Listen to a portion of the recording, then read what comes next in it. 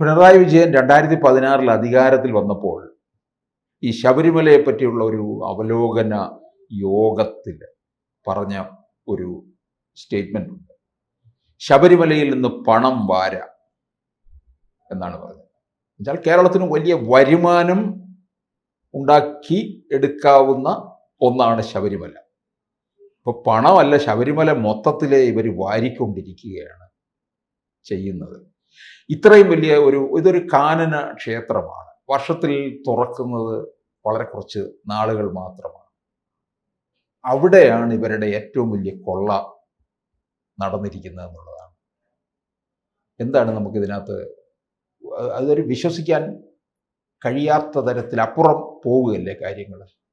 ശബരിമല ക്ഷേത്രത്തിൻ്റെ ചരിത്രം പരിശോധിച്ചാൽ 1950 ക്ഷേത്രത്തെ തീവച്ചു. അന്ന് വിഗ്രഹം അടിച്ച് പൊട്ടിച്ച് കളഞ്ഞു. പിന്നെ അതിനെ റീസെറ്റിൽ ചെയ്യാൻ പോലും പറ്റിയില്ല.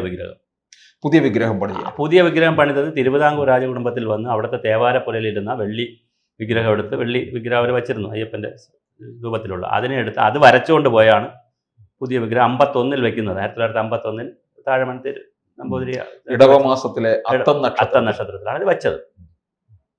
അതിനു മുമ്പ് പിന്നെ നിലയ്ക്കൽ പ്രശ്നം, ആ കാലഘട്ടം, അതിന് മുമ്പല്ല അതിനുശേഷം നിലയ്ക്കൽ പ്രശ്നം. ഇപ്പൊ ശബരിമല എന്ന് പറയുന്ന ആ കാടും കാനന സ്ഥലവും ഒരുപാട് പേരുടെ കണ്ണിലെ കരടാണ്. അതിന് മുമ്പുണ്ട് ശബരിമല തകർക്കാനായിട്ട് വന്ന ഉദയനെയാണ് അയ്യപ്പൻ കീഴടക്കിയത്. എന്നിട്ടാണ് ശബരിമലയിലെത്തി ശാസ്താ വിഗ്രഹത്തിൽ അയ്യപ്പൻ വിലയം പ്രാപിക്കുന്നത് എന്നാണല്ലോ ചരിത്രം പറയുന്നത്. അപ്പൊ ഇത് വലിയ ഒരു കയ്യേറ്റത്തിന്റെയും കുടിയേറ്റത്തിന്റെയും തമ്മിൽ തല്ലിന്റെയും ഒരു കഥ അവിടെ ഉണ്ട്. അവിടെ ക്രിസ്ത്യൻ സമുദായത്തെയും ഹിന്ദുക്കളെയും തമ്മിൽ തല്ലിക്കാൻ പറ്റുമോ നോക്കുന്ന ഒരു വിഭാഗവും പത്തനംതിട്ടയിലുണ്ട്, പല കാലങ്ങളിലുണ്ട്. പക്ഷെ അതൊന്നും വേണ്ടത്ര മുമ്പോട്ട് പോയിട്ടില്ല. ഈ അയ്യപ്പൻ്റെ പ്രശസ്തി കൊണ്ടും അമ്പലത്തിൻ്റെ വരുമാനം കൊണ്ടും പല കാലം കഴിഞ്ഞിട്ടില്ല. 1250ഓളം ക്ഷേത്രങ്ങൾ കേരളത്തിലുള്ളതിൽ, ഇത് തിരുവിതാംകൂർ ദേവസ്വം ബോർഡിനുള്ളതിൽ ഒരു 250 ക്ഷേത്രത്തിലാണ് പോറ്റിമാർക്ക് വീട്ടിൽ അത്താഴത്തിന് പൈസ കൊണ്ടുപോകാൻ പറ്റുന്ന സ്വയം പര്യാപ്തം. 1000ഓളം എണ്ണവും പടച്ചോറ് മാത്രം കഴിച്ച്, അമ്പലത്തിലെ പായസവും പടച്ചോറ് എല്ലാ ദിവസവും അമ്പലത്തിൽ കാണത്തുമില്ല, അത് മാത്രം കഴിച്ച് കഴിയുന്ന എത്രയോ ബ്രാഹ്മണ നമ്പൂതിരി പോറ്റി കുടുംബങ്ങളുണ്ട്. ആ സമയത്താണ് 460 കിലോ പോറ്റി കുടുംബങ്ങളെ എല്ലാം പറയരുത്, ഒരു ഉണ്ണികൃഷ്ണൻ പോറ്റി തഴച്ചു വളരുക. അത് ഞാൻ പറയാം, അതിലോട്ട് വരികയാണ്. ആ സമയത്താണ് ഒരു 460 കിലോ സ്വർണം കൊണ്ട് റിസർവ് ബാങ്കിൽ വെച്ചിരിക്കുന്നു. 1999 സെപ്റ്റംബറിൽ കൊടുത്ത സ്വർണത്തെ അടിച്ചുകൊണ്ട് പോയതിന്റെ കഥ വരുന്നത് എപ്പോഴാണ്? ഇപ്പൊ 26 വർഷമായി സാറേ, വർഷം 26 ആയെന്നേ. അതിനിടയ്ക്ക് എത്ര ഗവൺമെന്റ് വന്നു, എത്ര മന്ത്രിമാർ വന്നു, എത്ര ദേവസ്വം ബോർഡ് പ്രസിഡന്റുമാർ വന്നു, എത്ര കമ്മീഷന്മാർ വന്നു, എത്ര വിജിലൻസ് കമ്മീഷണർമാർ വന്നു, എത്ര ലക്ഷം ആളുകൾ അതിനുശേഷം ശബരിമലയിൽ നിന്ന് വന്നുപോയി. 26ാമത്തെ വർഷമാണ് ഇതിൻ്റെ പൊടികൾ ഇങ്ങനെ പുറത്തു വരുന്നത്. അപ്പോൾ അവിടെ തിടപ്പള്ളിയിൽ നിൽക്കുന്ന അല്ലെങ്കിൽ പരികർമ്മിയായി നിൽക്കുന്ന ഒരാളിന്, ഒരമ്പലത്തിൻ്റെ പരികർമ്മിക്ക് എങ്ങനെയാണ് ഇത്രയും സ്വാധീനമുണ്ടാക്കി? അമ്പലത്തിനകത്താകട്ടെ, അവിടെ വരുന്ന മുതലാളിമാരടുത്താകട്ടെ, ബിസിനസ്സുകാരകത്തെ, ജയറാമിനെ പോലുള്ള സിനിമാ നടന്മാരടുത്താകട്ടെ, സോണിയാഗാന്ധിക്കും അടൂർ പ്രകാശിനെ പോലുള്ളവർക്ക് കൊണ്ട് ഇതേ സമ്മാനം കൊടുത്തിരിക്കുന്നു. മുഖ്യമന്ത്രി പിണറായി വിജയനെ കൊണ്ട് ആംബുലൻസ് ആർക്കോ സംഭാവന കൊടുത്തിട്ട് അതിൻ്റെ താക്കോൽ മുഖ്യമന്ത്രിയെ കൊണ്ട് കൊടുപ്പിച്ച ഫോട്ടോ എടുത്തിരിക്കുന്നു. അങ്ങനെ വല്ലാത്ത രൂപത്തിലാണ് പോറ്റി വളർന്നിരിക്കുന്നത്. ഇദ്ദേഹം പോറ്റി എന്ന് പറഞ്ഞാൽ എന്താ ഉദ്ദേശിക്കുന്നത് സാർ? ഈ പോറ്റി, നമ്പൂതിരി, ബ്രാഹ്മിൺസ് എന്നൊക്കെ പറഞ്ഞത് എന്തിൻ്റെ അടിസ്ഥാനത്തിലാണ് അവർക്കൊരു അപ്രമാദിത്വം അല്ലെങ്കിൽ അതീശത്വം സമൂഹം കൽപ്പിച്ച് കൊടുത്തിരിക്കുന്നത്? നമ്മൾ അമ്പലത്തിൽ ചെന്നാൽ പോറ്റിയെ തൊട്ടാൽ പോറ്റി എന്ത് ചെയ്യും? പിന്നെ അമ്പലത്തിൽ കയറുമോ? ഇപ്പോഴും പ്രസാദം ഇട്ടല്ലേ തരുന്നേ, കയ്യിലോട്ട് വച്ച് തരാറില്ലല്ലോ. പൈസ നമ്മൾ തിരിച്ചിടുമ്പോൾ കുറച്ചുകൂടെ അടുത്തോട്ട് പിടിക്കും പോറ്റി. അതിനപ്പുറം കയ്യിൽ നേരിട്ട് നമ്മുടെ ഭക്തന്റെ കൈ തട്ടുന്ന രീതിയിൽ ഒരു കാരണവശാലും പോറ്റി വരുന്നില്ലല്ലോ. അത്രയും പവിത്രമായിട്ടുള്ള ഒരു പദവിയാണത്. ദൈവത്തെക്കാൾ പവിത്രമായി കൊടുക്കുന്ന ഒരു പദവിയാണ് ഈ പോറ്റി, നമ്പൂതിരി എന്നൊക്കെ പറഞ്ഞ് അമ്പലത്തിൽ ജോലി ചെയ്യുന്നവർ. അവർ കാണിച്ചു കൂട്ടുന്ന ശുദ്ധ തെമ്മാടിത്തരം എന്ന് പറയുന്നത് വളരെ വലുതാണ്. ഇവിടെ നോക്കൂ, ഈ സ്വർണം വിജയ് മല്യ കൊടുത്തു എന്ന് പറയുന്ന സ്വർണം ചെമ്പുപാളിയാണെന്ന് എഴുതിപ്പിടിപ്പിക്കുന്നു. പ്രിമൈസിന് പുറത്ത് കൊണ്ടുപോകൂടാ എന്നുള്ള ദേവസ്വം നിയമത്തെ ലംഘിക്കുന്നു. ഇയാൾക്കൊരു ചെറിയ കത്തിലൂടെ ഇത് കൊണ്ടുപോകുന്നു. മഹസർ എഴുതിയിട്ടില്ല, രജിസ്റ്റർ ചെയ്തിട്ടില്ല, കൊണ്ടുപോയത് എന്നറിയില്ല. 1 മാസം കഴിഞ്ഞാൽ എവിടെയൊക്കെയോ കൊണ്ടുപോയി. ജയറാമിനും പിന്നെ സകലം. ഇതിൻ്റെ ഇടയിൽ വേറെ കാര്യം കൂടെ ഉണ്ട് കേട്ടോ, പറയാതെ വിട്ടുപോകുന്ന ചാനലുകൾ വിട്ടുപോയൊരു കാര്യമുണ്ട്. മൂവാറ്റുപുഴയിൽ ഒരു മുതലാളിക്ക് 35 ലക്ഷം രൂപ വാങ്ങിച്ചുകൊണ്ട് ഒരു മുതലാളിയുടെ വീട്ടിലൊക്കെ കൊണ്ടുപോയ കഥ പറയുന്നുണ്ട്. ഈ വിഗ്രഹം, ഈ പാളി, അയാളുടെ അനുജനാണ് ഇത് കണക്ട് ചെയ്ത് കൊടുത്തത് ഈ മുതലാളിക്ക്. മുതലാളിയുടെ ഒരു ബൈറ്റ് ഉണ്ട്, അനുജൻ മരിച്ചുപോയി കോവിഡ് കാലത്ത്. അനിയന്റെ മരണത്തിൽ ദുരൂഹത ഉണ്ടെന്നാണ് പറയുന്നത്. അതൊരു വലിയ വാർത്തയായിട്ട് വന്ന് കിടപ്പുണ്ട്. അനിയന്റെ മരണത്തിൽ ദുരൂഹതയുണ്ട്. കാരണം ഈ ഇടപാടുകൾ നമുക്കറിയില്ല. അപ്പോൾ ആരായി ഉണ്ണികൃഷ്ണൻ പോറ്റി? എന്താ അദ്ദേഹം കാണിച്ചു കൂട്ടി വെച്ചിരിക്കുന്നത്? അപ്പോൾ സകല രൂപത്തിലും ഈ ശബരിമല ക്ഷേത്രത്തിലെ സ്വത്ത് അടിച്ചുകൊണ്ട് പോവുക എന്ന് പറയുന്ന ഒരു വലിയ ഗൂഢസംഘം. ഇപ്പൊ പ്രശാന്ത്, PS പ്രശാന്ത് ചാനലിലൊക്കെ വന്ന് പറയാറുണ്ടല്ലോ, ദേവസ്വം പ്രസിഡന്റ്, എൻ്റെ കാലത്തല്ല, ഓക്കെ എല്ലാം അന്വേഷിച്ചോട്ടെ, ഞങ്ങൾ സുതാര്യമാണെന്ന് പറയുന്നതിനിടയിലാണ് ഹൈക്കോടതി കഴിഞ്ഞ ആഴ്ച വേറൊരു കാര്യം പറഞ്ഞത്. അത് ഇതിൻ്റെ ഇടയിൽ അത് ചർച്ചയ്ക്ക് വന്നില്ല സമൂഹത്തിൽ. എന്താ ഹൈക്കോടതി പറഞ്ഞത്? നിങ്ങൾ അവിടെ കൊടുക്കുന്ന തേങ്ങയുടെയും കർപ്പൂരത്തിൻ്റെയും നെയ്യുടെയും കൊട്ടേഷൻ ശരിയല്ല, വീണ്ടും കൊട്ടേഷൻ വിളിക്കണം. 1.5 കോടി തേങ്ങ വരും അവിടെ ഒരു വർഷം മിനിമം. ആ 1.5 കോടി എന്ന് പറഞ്ഞാൽ 60-65 കോടി രൂപ. ഇന്നത്തെ തേങ്ങയുടെ വിലയിൽ 60-40 രൂപ 35 രൂപ തേങ്ങയ്ക്ക് വിലയുണ്ടല്ലോ. അപ്പോൾ 10-60 കോടി രൂപയുടെ തേങ്ങയുടെ കൊട്ടേഷൻ കൊടുത്തത് ശരിയല്ല എന്ന് പറഞ്ഞതാരാ? ഹൈക്കോടതിയാണ്. ഇത് പറയുന്നത് ആരുടെ ഭരണകാലത്താ? അല്ലെങ്കിൽ ആരുടെ? ഈ പ്രശാന്തിന്റെ സമയത്തല്ലേ? അപ്പോൾ അദ്ദേഹം പരിശുദ്ധനാണോ? അപ്പോൾ ഇത് വളരെ ഗൗരവമായി ചിന്തിക്കേണ്ട വിഷയമാണ് സാർ. അതുകൊണ്ട് കഴിഞ്ഞ 10-26 വർഷക്കാലം ഇന്നിപ്പോൾ വെങ്കടേഷ് എന്ന് പറയുന്ന ADGP വെച്ചുകൊണ്ട് ഹൈക്കോടതി ഒരു കമ്മിറ്റി ഉണ്ടാക്കിയിട്ടുണ്ട്, ഇതെല്ലാം പരിശോധിച്ച് കൊണ്ടുവരാൻ. പക്ഷേ ADGP വെച്ചാലൊരു കുഴപ്പം എന്താ? കോടതി വെച്ചാൽ നമ്മൾ ചോദ്യം ചെയ്യുകയല്ല. സർക്കാർ ഉദ്യോഗസ്ഥനാകുമ്പോൾ ഒരു പരിമിതി എന്താണ്? അദ്ദേഹത്തിന് നാളെ DGP ആവണം. അദ്ദേഹത്തിന് പദവികൾ DGP കഴിഞ്ഞാലും കേരളത്തിലുള്ള DGPമാർ സർക്കാരിനെ ഫേവർ ചെയ്യുന്നാൽ, ഏത് സർക്കാരിനാലും ഫേവർ ചെയ്തെന്നാൽ അവർക്ക് വീണ്ടും എന്ത് കിട്ടും? ലോക്നാഥ് ബെഹ്റയും പിന്നെ ഏത് DGP ആയാലും IAS തലത്തിൽ നോക്കി കഴിഞ്ഞാൽ കെ ജയകുമാർ, പിന്നെ ഒത്തിരി പേരുണ്ടല്ലോ സാറേ, CK ജോസ്, കെ ജയകുമാർ, അങ്ങനെ തുടങ്ങി ഒരുപാട് പേര് ഇങ്ങനെ, ടി ബാലകൃഷ്ണൻ, അബ്രഹാം, മറ്റേ കിഫ്ബിയുടെ അബ്രഹാം, ഇതൊന്നും ഇല്ലാത്ത എനിക്ക് തോന്നുന്നു ഋഷിരാജ് സിംഗിന്. അങ്ങനെ കുറച്ച് അദ്ദേഹം പിന്നെ ഈ IAS അക്കാഡമി ആയിട്ടൊക്കെ നടക്കുന്നു, IPS IAS അക്കാഡമി ആയിട്ട് നടക്കുന്നു. പിന്നെ നമ്മുടെ ഇയാളുണ്ടല്ലോ സെൻകുമാർ, അദ്ദേഹം BJP ഹിന്ദു സംഘടനകളുടെ പുറകെ പോർക്കുന്നു. പിന്നെ പലരും പോയി. സർക്കാരിന്റെ പിന്നീട് ഔദാര്യം ഇല്ല. പക്ഷേ സർക്കാരിന്റെ ഔദാര്യം ഈ ടി ബാലകൃഷ്ണൻ എന്നൊക്കെ പറയുന്ന R ബാലകൃഷ്ണനുടെ മരുമകൻ ടി ബാലകൃഷ്ണനൊക്കെ എത്ര കാലമാണ് സാർ സർവീസിൽ ഇരുന്നത്?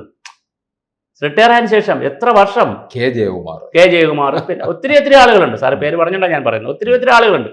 നല്ലതോ ചീത്തയോ സർക്കാർ അവർക്ക് കൊടുക്കുന്നു, ശരിയായാലും തെറ്റായാലും അവർക്ക് കൊടുക്കുന്നു. ചിലപ്പോൾ അവരെ കഴിവ് കണ്ടിട്ടായിരിക്കും നമുക്ക് അങ്ങനെ അവരെ ഒരു കാരണം അവർക്ക് പെൻഷനും കിട്ടുന്നുണ്ട്, ശമ്പളം കിട്ടുന്നുണ്ട്. പഴയ മന്ത്രി ജി സുധാകരൻ ചോദിച്ചതുപോലെ ഇവരിതെല്ലാം കൊണ്ട് ഇത് പുഴുങ്ങി തിന്നു. അതെ, ഒരുപാട് കൊടുക്കുന്നുണ്ട്. അപ്പൊ ഇതെല്ലാം കിട്ടുന്ന ഇതിന് വേണ്ടി എനിക്ക് ഇത് കിട്ടും. നമ്മുടെ വിശ്വാസ് മേത്ത വിവരാവകാശ കമ്മീഷണറായി. പക്ഷെ എനിക്ക് ഇതിനകത്ത് സംശയം ശ്രീ സുഭാഷ് ചന്ദ്രബോസെ, അതായത് ഈ ഉണ്ണികൃഷ്ണൻ പോറ്റി ഒരു പരികർമ്മിയായ, അതെ, ഈ ശബരിമല തീർത്ഥാടന കാലവും മറ്റും അടച്ചു കഴിഞ്ഞാൽ അവിടെ മേൽശാന്തി ഉണ്ടാകും. മേൽശാന്തിയുടെ കൂടെ പരികർമ്മികളോ ആരെങ്കിലും സഹായികളായിട്ടൊക്കെ ഉണ്ടാകും. ഈ കാലയളവിൽ അവിടെ വേറെ ആരുമില്ല. അവിടുന്ന് എന്തെങ്കിലുമൊക്കെ കടത്താനും ഉറപ്പല്ലേ സാറേ? മാത്രമല്ല, അവിടെ ഇപ്പൊ കഴിഞ്ഞ ദിവസം വന്നൊരു വാർത്ത എന്താ? അവിടെ വന്നിരിക്കുന്ന നാണയത്തുട്ടുകൾ കെട്ടിവെക്കുമെന്നാണ്. നാണയത്തുട്ടുകൾ ഇവരെ എണ്ണി തിട്ടപ്പെടുത്താറില്ല. ഇല്ല, ചാക്കിൽ കെട്ടി തൂക്കി മാറ്റും. അപ്പൊ 2 രൂപ 5 രൂപയും 10 രൂപ എന്ത് തൂക്കം വെച്ചിട്ട് അവർ തൂക്കുന്നത്? വല്ല മാസ്മരിക വിദ്യയുണ്ടോ? കോയിൻ എല്ലാം കൂടി ഓരോ ഇതിനകത്ത് പിന്നെ സ്വർണ്ണ കോയിൻ വരെ ഇടുന്നവരുണ്ട്, മോതിരം ഇടുന്നവരുണ്ട്. കാരണം അത്ര അയ്യപ്പനിൽ വിശ്വാസമാണ് സാറേ. ഞാൻ കഴിഞ്ഞ ദിവസം ഹൈദരാബാദിൽ പോയിരുന്നു, പിന്നെ ഫാമിലിയായിട്ട് പോയ കൂട്ടത്തിൽ മൈസൂറിൽ കഴിയുമ്പം ഒരു അമ്പലമുണ്ട്. അവിടെ ഒരു ഭക്തൻ പണിത അമ്പലമാണ്. അതിനകത്ത് വലിയ അമ്പലം. അത് അകത്തോട്ട് പോകുമ്പോൾ പിന്നെ മൈസൂറല്ല, ഈ ഹൈദരാബാദിൽ പോകുന്ന വഴി. അപ്പം പോകുന്ന വഴിക്ക് അമ്പലത്തിൽ ഒരു കുളമുണ്ട്.